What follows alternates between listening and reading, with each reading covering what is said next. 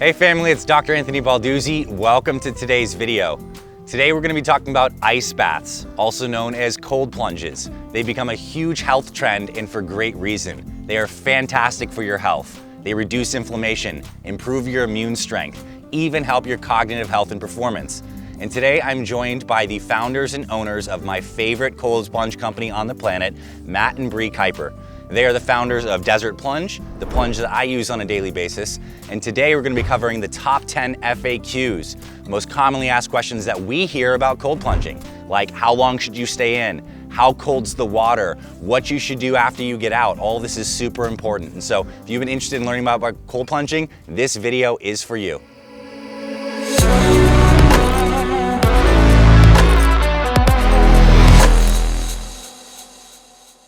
All right, so my first question on the list is, when is the best time to cold plunge? I think that's really a personal choice and kind of what feels best for you. I personally like to do it first thing in the morning when I can. Get up, get straight into the cold plunge. I think it does a lot of things for you. Start your day off right, but it builds that mental discipline because there's nothing harder than getting out of bed and getting in, 40 to 55, 60 degree water first thing in the morning.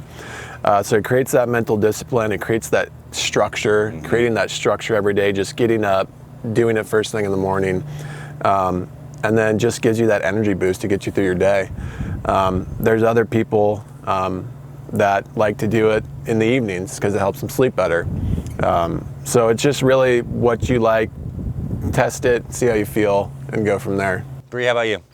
Yeah, I agree. I think the increase in dopamine, that spike, really carries you for several hours. So like for me with ADD tendencies, that really helps me get through the day. But like Matt was saying with at night, our brother-in-law, his sleep has improved tremendously because he's a hot sleeper. So it really depends on your body. So he plunges at night? Yep, he does it at night. Okay. For me, if I plunge at night, it's hard for me to fall asleep because of the energy boost. So it's really interesting how it affects different people. Yep. Yeah. I plunge in the morning.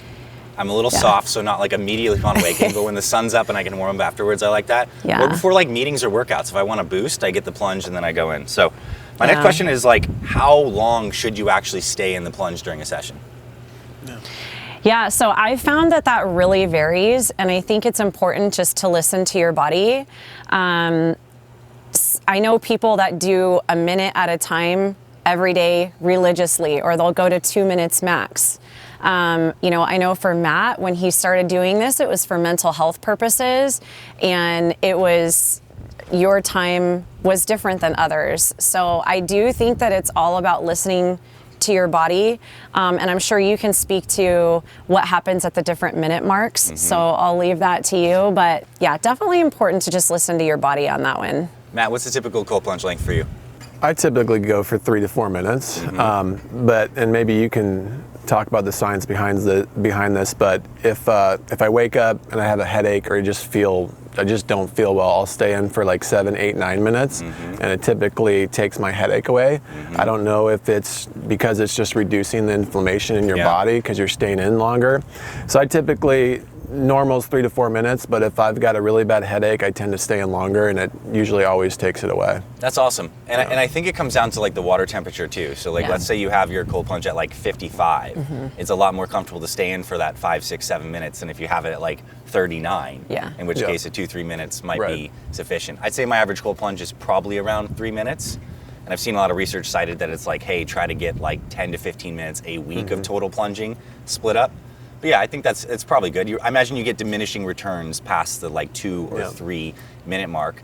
And what's cool about the plunge is it's obviously anti-inflammatory and vasoconstrictive at first, right? You get in, all that blood flow gets shunted away from the periphery into the core. And then when you get out, you get the rebound vasodilation effect. And I think that's like really well peaked around a couple minutes. Yep.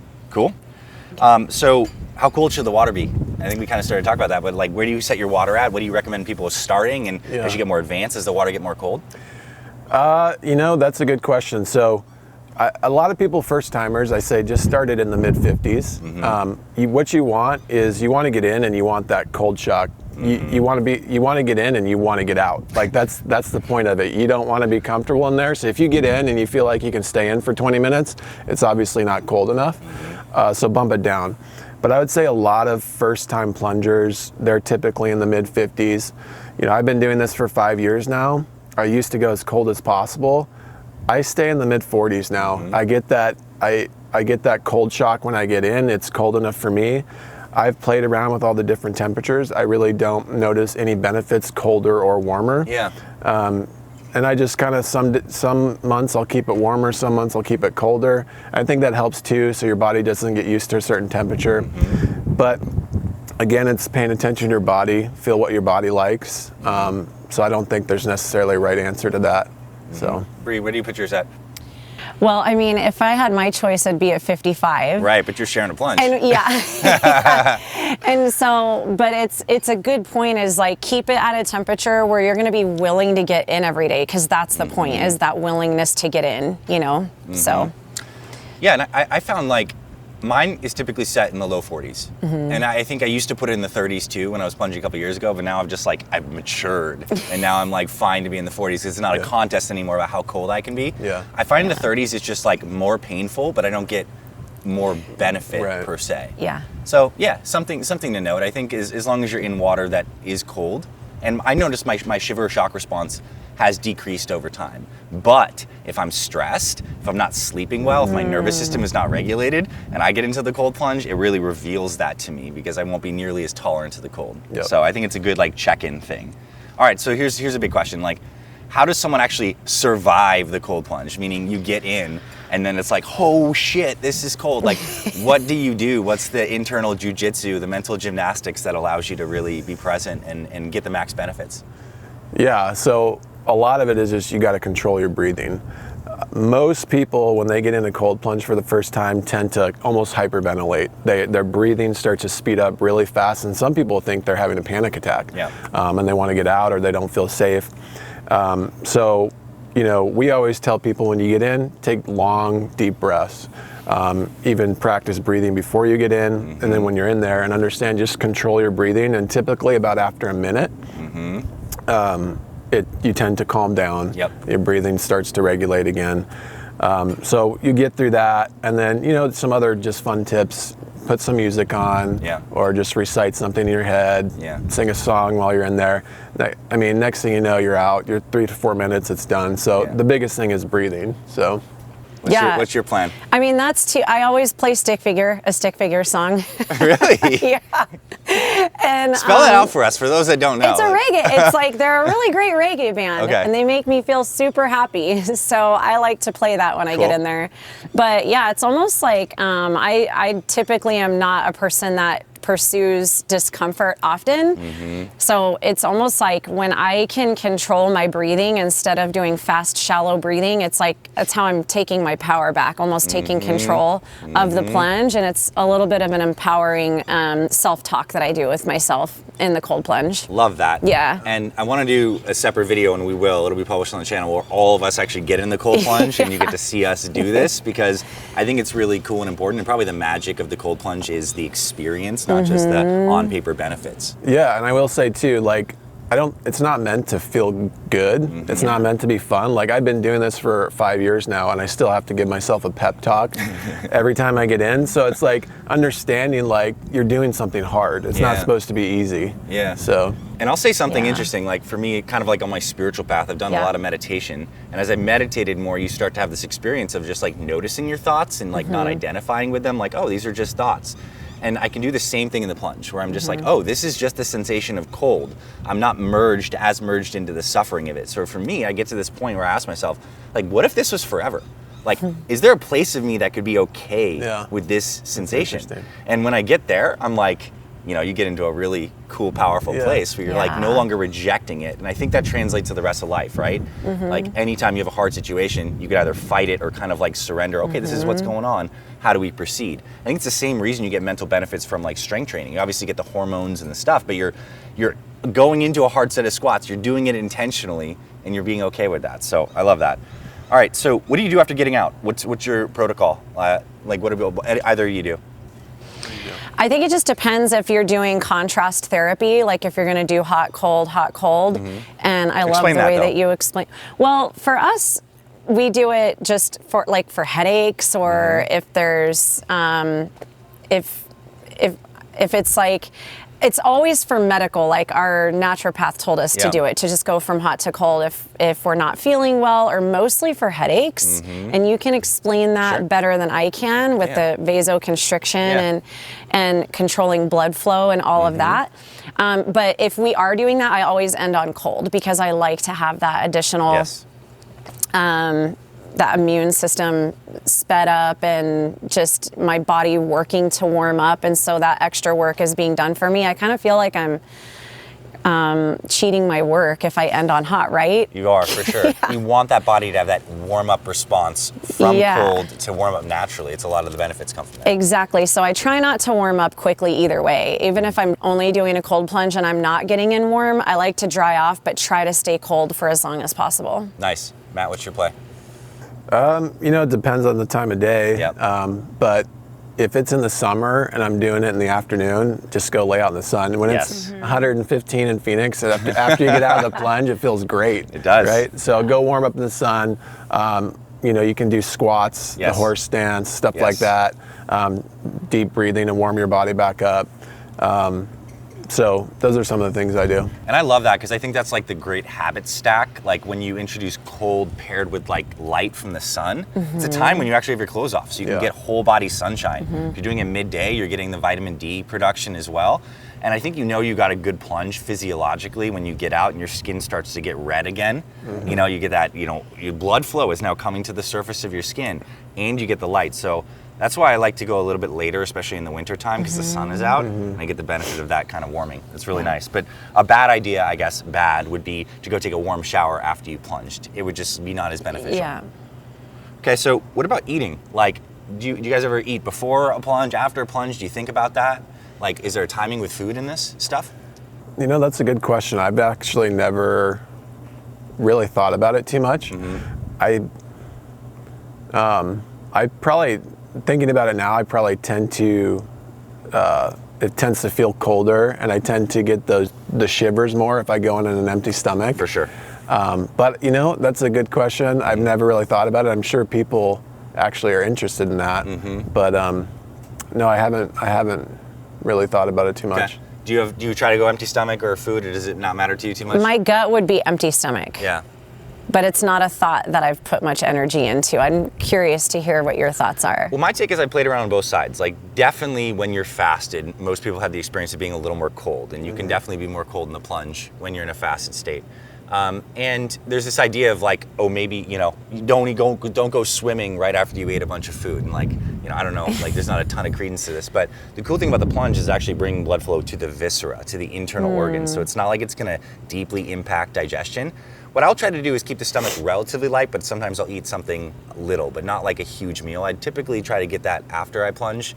I don't think there's a massive effect of it, but if you have the option, I would say don't have your gigantic dinner and then hop in the cold water. You're gonna get a rise to some of the stress hormones. The sympathetic nervous system is initially gonna be activated, which is the opposite of the digestive process.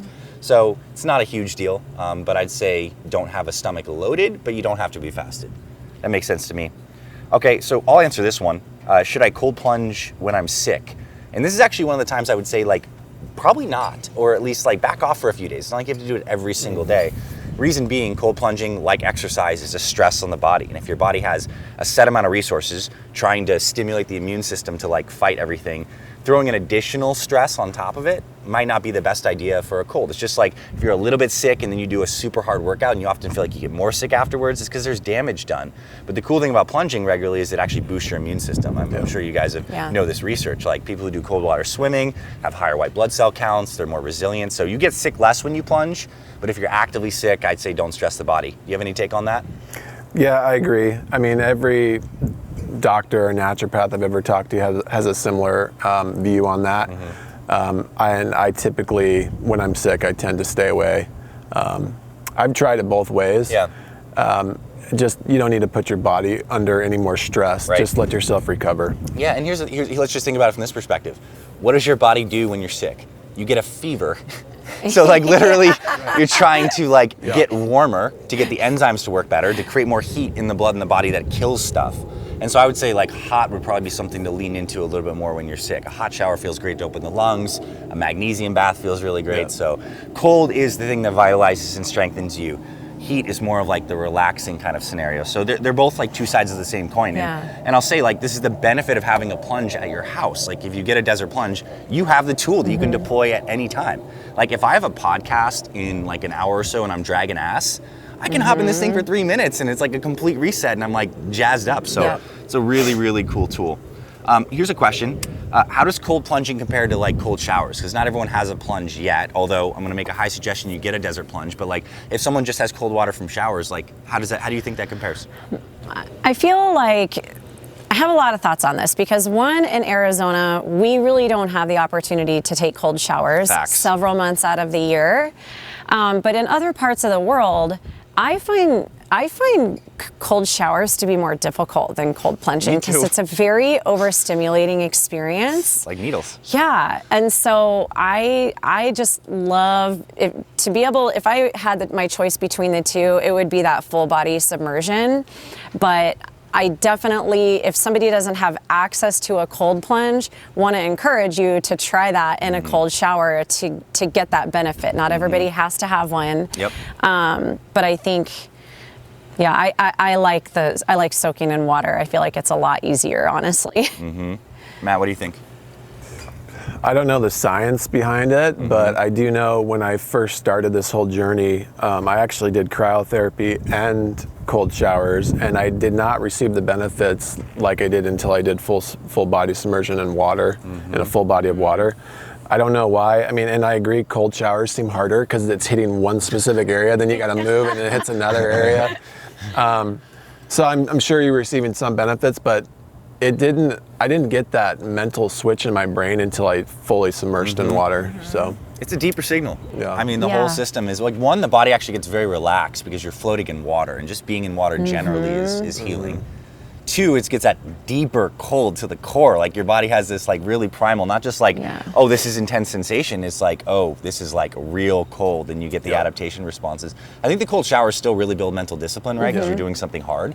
And it is not a bad idea. In fact, a good idea to end showers on cold if you can, but it really doesn't compare to the full body submersion. Well, what are your thoughts too on the submersion, on the vagus nerve contact, the thyroid activation? And you can really only get that by submersion, right? I'd love to hear what your thoughts are on that. Yeah. Like if you can cold plunge and like get as low as you possibly can. Like ideally, like you get to the point where you've calmed your breathing, where you can breathe through your nose, and you can get like at least submerge the whole entire neck, right? You're getting all these nerve complexes, carotid nerve, thyroid gland. You know, I'm a huge fan. I think there's some doctors that are saying, hey, get that thyroid submerged for sure, because you get the rebound of the thyroid hormone. And the vagus nerve, right, that controls the parasympathetic nervous system, like runs through the neck, heart to the brain, to the gut. So yeah, like deeper you can. And this is actually what you're gonna see when someone gets in a cold plunge. First thing comes, shoulders come up, they freak out, and then you relax the shoulders, and then you drop down a little more. It's like surrendering into the cold water even more. So fantastic. Yeah. All right, so someone's interested. You know, I guess I'll want to end this with like talk about the different kinds of products on the market. I mean, like on the cheap end, there's like blow up barrels, and like, yeah, that's a vehicle that you can put cold water in. You got to go buy your ice. And then you have like super high end $20,000 cold plunges that, like, unless you just have money that you want to light on fire, like, is certainly not necessary for this. And that's one of the reasons why I love Desert Plunge, because you guys have super high quality but accessible cold plunges that are so beautiful you want to use it every day, but actually like are durable. They can stay outside, whether you live in the East Coast or you live in Arizona. So why did you create a plunge in the market of other companies that have plunges? Like, where does this Desert Plunge fit into the landscape for people who want to do this? Yeah, I mean, you know, our whole goal is you're not sacrificing quality for the price. And I think we've found a really good spot, like you said, where we can offer an affordable product for high quality. And, you know, it's something we really pride ourselves on. I like you said, I think, I don't think these cold plunges need to be as expensive as they are. People want cold water. And that's what we're aiming to do, because it changed my life, so we want to impact as many people as possible. So yes, while we are a business and we need to make money, we also want to be reasonable and affordable, and that's our mission. We love it. This is honestly the most insulated tub on the market. I don't know a tub that's more insulated than this, so it allows us to use a smaller chiller. While a lot of these other companies, they're either inflatables or acrylic tubs. They have to use 1 horsepower chillers. And then by that time, you're probably having to put a dedicated circuit in because the chiller's bigger. So you got a quality, energy efficient tub at an affordable price, and we're pretty excited about it. Yeah, totally. And I'll say this, like from a maintenance perspective, like I installed the ozone filter. I got the upgrade on that, and that's so cool because, like, at least for me having it outside, I don't need to do anything but like change the filter once in a while. I have pure clean water, and I can plunge anytime I want. And also, this thought came to me too. If you are someone who lives in like the East Coast or somewhere that it's cold in the winter and you have a pool, like you could even start there. Just like get in the damn pool. Like would be a good place as well. Yeah. Well, this was awesome. I know I definitely continue to learn more about plunging. I so appreciate your guys' product, your company, your mission, how much it's impacted your life, Matt, and like Brie, everything you do to like bring this out into the world. Thank you for coming on our channel and sharing this with everyone. And if you have more questions that we haven't covered about cold plunging, please comment below, let us know. We'll continue the discussion. And we have more videos here with Desert Plunge. In an upcoming video, we're actually gonna be in the plunge showing you our Jedi mind tricks and what we do to actually settle in. And we're gonna have a bunch of us on camera. It's gonna be very fun. And we also have some podcasts with them as well. So if you wanna learn more about plunging, get more into the science, hear their story about how cold plunging totally transformed both of their lives to the point where they actually built a business around this, check those out. There'll be links below in the description. Thank you for being here. And final thing I'll say is that if you do want to get a Desert Plunge, the promo code that we have is FITFAMILY, all one word, FITFAMILY. You can get a discount on that plunge. They'll ship it right to you, and you can get this into your life and transform yourself and your family. Thanks for being here. Dr. Anthony Balduzzi signing off. Brie and Matt Kuiper. We'll see you very soon.